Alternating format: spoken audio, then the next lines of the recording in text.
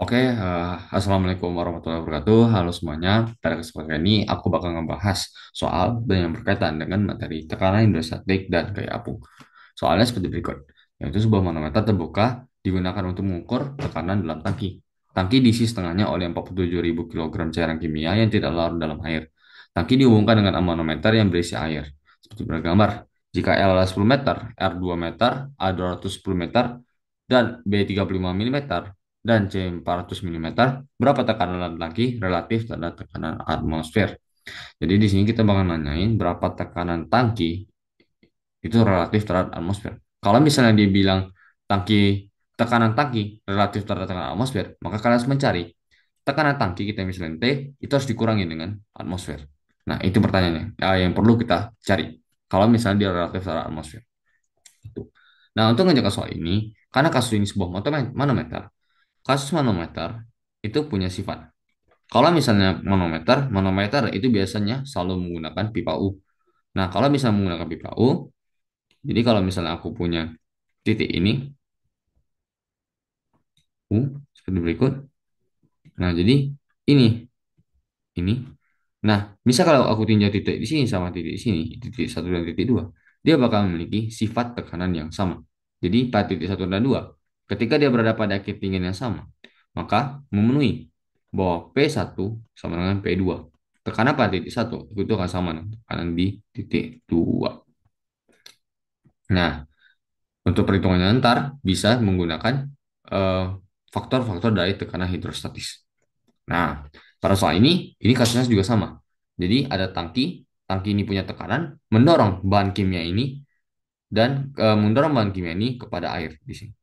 Jadi, kita bisa lihat kalau ada perbatasan antara bahan kimia sama si air. Jadi, biar mudah, jika digambar, akan seperti ini. Jadi, ini si apanya? Tangkinya.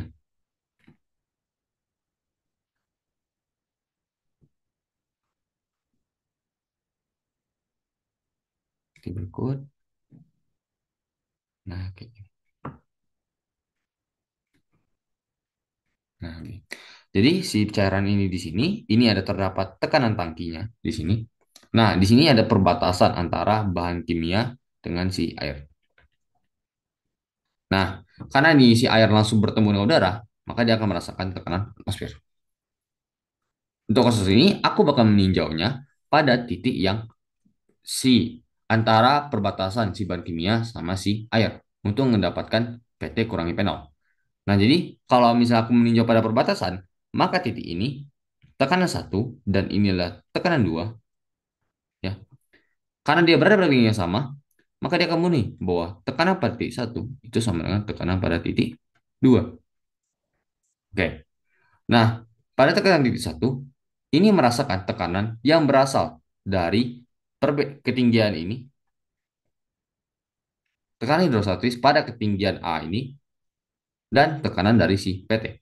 Jadi pada titik satu bakal merasakan tekanan dari tangki, dalam tangki, lalu ditambah dengan tekanan hidrostatis. Karena bahan kimia tadi menekan titik satu ini.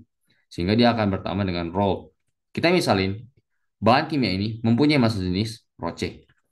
Rho C dikalikan G dikalikan A. Ini sebagai tekanan pada titik satu. Jadi itu adalah penjumlahan antara tekanan tangki dan tekanan dari si bahan kimia. Nah, lalu itu bakal sama dengan karena titik dua ini merasakan tekanan dari panel dan merasakan tekanan dari fluida yang menekannya di atas dua, yaitu air yang menekan titik dua ini. Ini memiliki selisih tinggi, yaitu C min B. Betul kan? Karena ini ke sini adalah B. Maka sisanya adalah C min B. Gitu. Maka ini jadi panel ditambah dengan rho air dikalikan G dikalikan C dikurangi B. Gitu. Seperti ini. Karena aku ingin mencari PT dikurangi P0, maka ini jadi PT dikurangi P0 itu bakal sama dengan rho air dikalikan G dikalikan C min B lalu dikurangi dengan rho C dikali G dikalikan A. Ini aku sebut sebagai persamaan satu. Karena kasus ini belum selesai. Kita perlu mencari massa jenis dari si bahan kimia. Kita di sini tidak tahu berapa massa jenis dari bahan kimia. Kita cuma dikasih tahu kalau massa dari bahan kimia, kita tinjau bahan kimia, itu kan punya massa sebesar 47.000 kilogram. Nah, kita bisa lihat ini kalau ini merupakan bentuk dari si tangkinya. Jadi, kalau misalnya kita kita bisa mencari VC-nya berapa, dari sini kita bisa mendapatkan massa jenis dari si tangki atau massa jenis dari si bahan kimia tadi, yaitu adalah massa bahan kimianya dibagi dengan volume dari si bahan kimia. Nah, tapi karena kita udah tahu bahan kimianya berapa, dan yang perlu kita cari berarti volume si bahan kimia tadi. Jadi yang mengisi tangki itu berapa ini? Ini kita cari VC-nya berapa. Nah, VC ini kita bisa cari dengan melihat bentuk dari si tangki. Perhatikan di sini, kalau misalnya digunakan tangki diisi setengahnya oleh cairan kimia. Jadi setengah tangki itu diisi oleh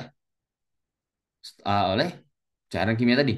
Jadi kita bisa tahu bahwa VC itu sama dengan setengah dari volume tangki. Karena ada soal kan dibilangnya bahwa volume dari bahan kimia itu sama dengan sama dengan setengah dari volume tangki. Nah, di sini tugas kita untuk mencari volume tangki tersebut. Volume tangki itu kalau kita lihat gambar ini kan seperti sebuah silinder yang digabung dengan setengah bola, dua setengah bola gitu. Jadi kita bisa pecah volume tangki tadi itu bakal berbentuk seperti berikut.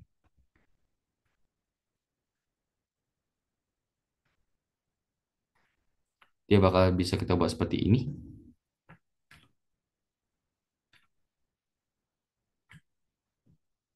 Nah, seperti berikut.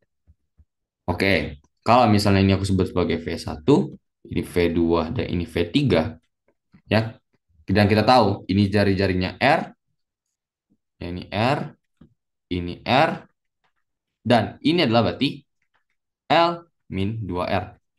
Ya pastinya kan, karena kita tahu L itu adalah ini ke sini, maka kalau misalnya aku mau cari ini aja, berarti L min 2R. Nah, seperti ini. Maka volume tangkinya itu adalah penjumlahan dari ketiga ini. Maka volume tangki itu bakal sama dengan V1. V1 karena dia itu adalah sebuah bola, maka karena dia sebuah bola, jadinya ini bola ya berarti. Karena kan bentuknya seperti bola nih. Dia dari samping kita lihat itu melingkar. Dari samping itu tuh melengkung gini. Berarti ini kita bisa bilang setengah bola. Oke. Maka volume satu itu adalah setengah dikali dengan 4 per 3 pi R pangkat 3. Lalu ditambah dengan volume si V2. V2 ini itu tuh merupakan silinder. Karena kalau kita lihat dari samping itu bentuknya lingkarannya. Makanya ini merupakan silinder sehingga volumenya bakal jadi pi R kuadrat L min 2R. Nah, lalu karena V3 juga merupakan bola, berarti dia adalah setengah kali 4 per 3 pi R pangkat 3. Gitu. Nah, kita sudah tahu nih bentuk dari volume tangkinya. Sehingga kita bisa hitung, karena kita tahu bentuk volume tangki yang ini, maka VC-nya apa? Merupakan setengah dari volume tangki. Jadi kita bisa masukkan ke sini, dan dari ini ke sini, kita dapat bahwa volume dari bahan kimia adalah setengah dari volume tangki. Yaitu, ini bisa kita tambah, jadinya 4 pi per 3 R pangkat 3 ditambah dengan pi R kuadrat L min 2 gitu. Nah, dari sini kita bisa dapatin bahwa volume dari bahan kimia tadi adalah sekian. Bahan kimia ini adalah, mari kita coba hitung. Atau bisa langsung masukin angkanya saja. Jadi ini adalah setengah. Pi-nya aku bisa keluarin. Terus jadi ini adalah 4 per 3 kalikan 8 karena R-nya itu 2. Lalu ditambah dengan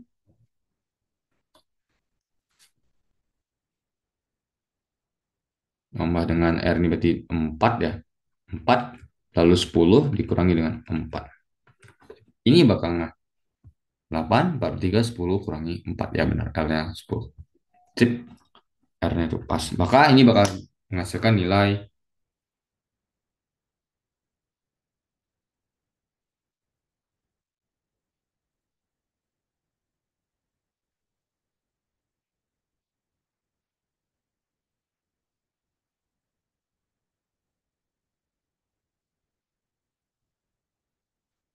bakal ngasihin volume 54,45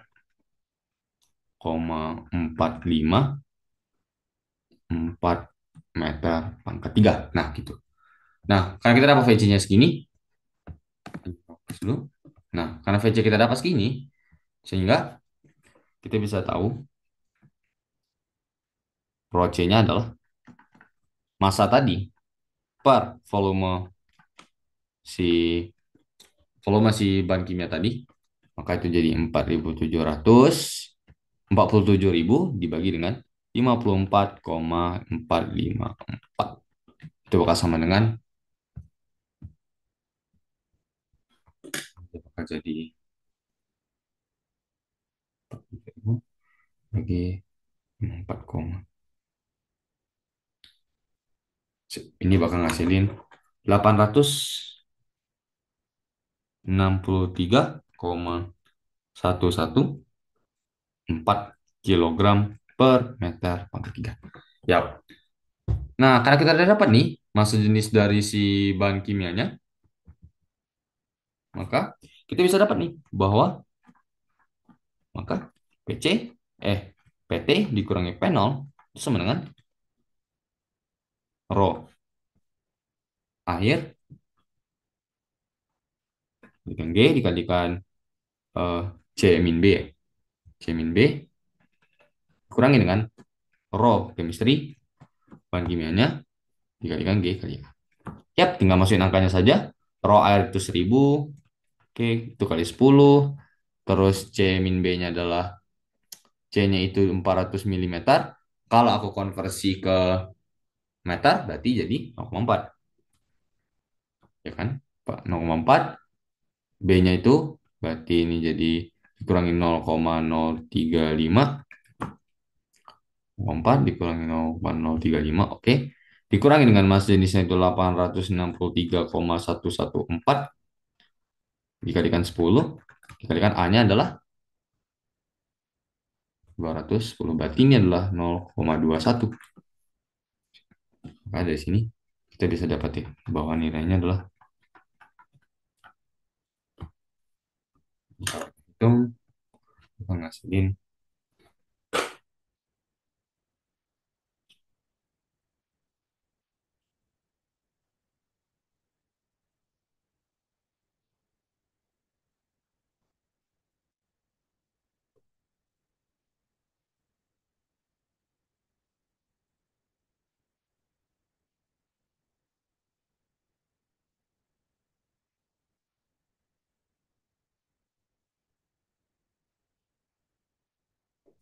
Oke, ini bakal ngasilin nilai sebesar 1837,4606 PA.